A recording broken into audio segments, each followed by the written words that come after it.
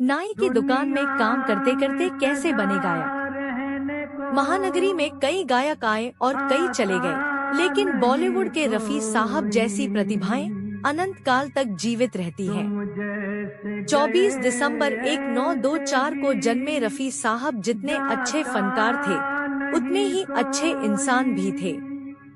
अमृतसर के छोटे गांव कोटला सुल्तानपुर में रहने वाले रफी अपने गांव के फकीर के साथ गीत गुनगुनाया करते थे।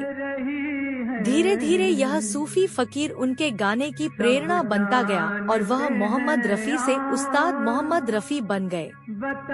जानते हैं उनसे जुड़े कुछ अनसुने किस्से। रफी के बड़े भाई सलून चलाया करते थे।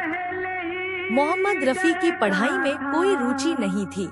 ऐसे में उनके पिताजी ने उन्हें बड़े भाई के साथ सलून में काम सीखने के लिए भेज दिया था। रफी के साले मोहम्मद हमीद ने रफी में प्रतिभा देखी और उनका उत्साह बढ़ाया। हमीद ने ही रफी साहब की मुलाकात नौशाद अली से करवाई, जिसके बाद उन्हें हिंदुस्तान के हम हैं, हिंदुस्तान हमारा की कुछ लाइनें गाने का मौका मिला। रफी की पहली सार्वजनिक परफॉर्मेंस 13 साल की उम्र में हुई, जब उन्हें महान के.एल. सहगल की एक संगीत कार्यक्रम में गाने की अनुमति दी गई। चाहे किशोर प्रेम का अल्हड़पन हो, दिल टूटने का दर्द हो, प्रेमिका से इजहारे मोहब्बत हो या सिर्फ उसके हुस्न की तारीफ, मोहम्मद रफी का कोई सानी नहीं था। मोहब्बत ही नहीं, इंसानी जज्बात के जितने भी पहलू हो सकते हैं, दुख, खुशी, आस्था या देशभक्ति या फिर गायकी का कोई भी रूप हो, भजन, कव्वाली, लोकगीत, शास्त्रीय संगीत या गजल, मोहम्मद रफी ने गायकी में सभी भावनाओं को बखूबी निभाया। ये सच है कि मोहम्मद रफी साहब जैसा फनकार न कभी हुआ और न कभी होगा। रफी साहब न सिर्फ बहुत अच्छे गायक थे पर बेहद उम्दा इंसान भी थे। इसलिए ये कहना मुश्किल है कि वे इंसान बड़े थे या कलाकार। मोहम्मद रफी ने अपनी जिंदगी में करीब 26,000 गीत गाए और लगभग हर भाषा में। वर्ष 1946 में फिल्म अनमोल घड़ी में तेरा खिलौना टूटा से हिंदी सिनेमा की दुनिया में कदम रखा और फिर कभी पीछे मुड़कर नहीं देखा। अमृतसर के कोटला सुल्तान में जन्मे मोहम्मद रफी 6 भाई बहनों में दूसरे नंबर पर थे। उन्हें घर में फीको कहा जाता था। गली में किसी फकीर को गाते सुनकर रफी ने गाना शुरू किया था।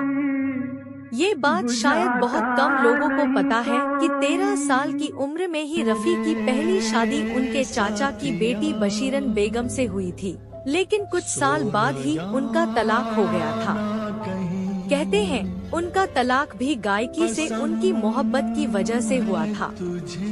दरअसल जब भारत पाक विभाजन हुआ तो उनकी पहली पत्नी ने भारत में रुकने से मना कर दिया और रफी साहब संगीत से इतना प्यार करते थे कि उन्होंने भारत नहीं छोड़ा और उनकी पत्नी उन्हें छोड़ गई। उनकी इस शादी के बारे में घर में सभी को मालूम था, लेकिन बाहरी लोगों से इसे छिपा कर रखा गया था। घर में इस बात का जिक्र करना भी मना था, क्योंकि रफी की दूसरी बीवी बिल्किस बेगम को ये बिल्कुल बर्दाश्त नहीं था कि कोई इस बारे में बात करे। मोहम्मद रफी बहुत ही शर्मीले स्वभाव के थे। न किसी से ज्यादा बातचीत और न ही किसी से कोई लेना देना। न शराब पीते थे, न उन्हें सिगरेट पार्टियों का शौक था, न ही देर रात घर से बाहर रहने की आदत। संकोची तो इतने थे कि वे कभी भी संगीतकार से ये नहीं पूछते थे कि उन्हें गाने के लिए कितना पैसा मिलेगा। बस वे आकर गीत गा दिया करते थे और कभी कभी तो 1 रुपया लेकर गीत गा दिया करते थे। रफी काफी दयालु इंसान थे और उनका दिल भी काफी बड़ा था। उनकी ही कॉलोनी में जब उन्होंने देखा कि एक विधवा बहुत तकलीफ में है, तो उन्होंने किसी फर्जी नाम से पड़ोस की एक विधवा को पैसे भेजना शुरू कर दिया। कई साल तक उस महिला को मनी ऑर्डर मिलता रहा, पर जब मनी ऑर्डर आना बंद हुआ तो महिला पोस्ट ऑफिस गई। वहां पता चला कि मनी ऑर्डर भेजने वाले का निधन हो गया और उनका नाम मोहम्मद रफी था। उनके निधन के बाद संगीतकार नौशाद ने कहा था, कहता है कोई दिल गया, दिलबर चला गया। साहिल पुकारता है, समंदर चला गया। लेकिन जो बात सच है वो कहता नहीं कोई। दुनिया से मौसीकी का पैगंबर चला गया। नेट पर उनके फैमिली डॉक्टर के.एम. मोदी ने घर आकर रफी साहब की जांच की। जांच में उन्होंने पाया कि हार्ट संबंधी समस्या है। इसके चलते उन्होंने रफी साहब को फौरन ऑक्सीजन देने के लिए कहा। इसके बाद घर वालों से कहा कि रफी साहब को एडमिट करना होगा। रफी साहब एम्बुलेंस में नहीं जाना चाहते थे, लेकिन स्वयं की कार से वे अस्पताल जाने के लिए राजी थे। अस्पताल जाने के लिए वे स्वयं चलकर अपनी कार तक गए थे। इसके बाद दोपहर 2 बजे तक उन्हें माहिम के नेशनल हॉस्पिटल में एडमिट करा दिया गया, लेकिन वहां डॉक्टरों के पास पेसमेकर मशीन नहीं थी, जो कि हार्ट पेशेंट के लिए ज़रूरी होती है। वहां से ले जाते समय रास्ते में रफ़ी साहब को दूसरा अटैक आ गया।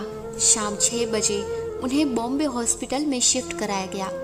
वहां डॉक्टरों ने रफ़ी साहब को पेसमेकर मशीन तो इंस्टॉल कर दी, लेकिन वो ठीक से काम नहीं कर पा रही थी। जब तक दूसरी पेसमेकर मशीन का इंतज़ाम होता, रात के 9 बज चुके थे। इस आपाधापी में बहुत महत्वपूर्ण समय चला गया, जिसमें डॉक्टर उन्हें बचा सकते थे। रात के 9 बजे डॉक्टर के.एम. मोदी और डॉक्टर डागर ने रफ़ी साहब को अटेंड किया, लेकिन उनकी हालत बिगड़ती जा रही थी। इस तरह रात के 10 बज गए और रात के 10:10 पर रफ़ी साहब को तीसरा अटैक आया और उनकी सांसें उखड़ गईं। रात भर उनकी मैयत को अस्पताल में रखा गया। 1 अगस्त 1980 की सुबह 9:30 बजे उनकी मैयत उनके परिवार वालों को सौंप दी गई। रफ़ी साहब के दोस्त शाहिद बिजनौरी ने उन्हें आखिरी गुस्ल दिया। दोपहर 12:30 बजे उनका जनाजा घर से रवाना हुआ।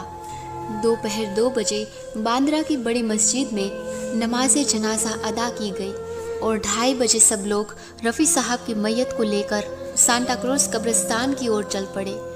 पूरे रास्ते में ज़ोरदार बारिश हो रही थी। उस रोज़ बम्बई में इतनी मूसलाधार बारिश हुई मानो खुदा रफ़ी साहब को विदाई देने के लिए खुद रो पड़े हों। शाम 6:30 बजे जब रफ़ी साहब की मैयत को दफनाया गया तो बारिश एकदम रुक गई। दोस्तों, ये सुनने में बहुत आश्चर्यजनक लगता है, लेकिन ये सच है।